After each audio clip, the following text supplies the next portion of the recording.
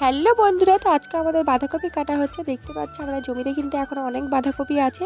আর এখন তো আমার বাঁধাকপির দামও নেই, কিন্তু তা আমরা নষ্ট করছি না, যা হয় তাই আর কি বাজারে পাঠিয়ে দিচ্ছি।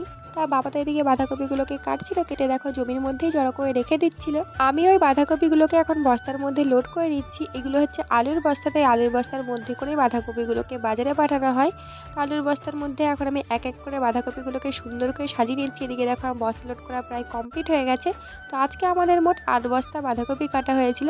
এই যে সব বস্তা আমার লোড করা কমপ্লিট হয়ে গেছে। এখন এই বস্তাগুলোকে সাইকেলে করে নিয়ে যাবে হাই রোডে। আমার ভাই এখন সাইকেল নিয়ে চলে এসেছে। সাইকেলের মধ্যেই বস্তাগুলোকে তুলে এখন নিয়ে যাওয়া হবে হাই রোডে। সাইকেলের মধ্যে বস্তাটা হয়ে গেছে, এখন আমার সাইকেলটাকে ঠেলে নিয়ে যাচ্ছি হাই রোডে। আর এই যে আমরা এখন হাই রোডে পৌঁছে গেছি। হাই রোডে পৌঁছে তো সাইকেল থেকে বস্তাগুলোকে নামিয়ে নিয়েছি।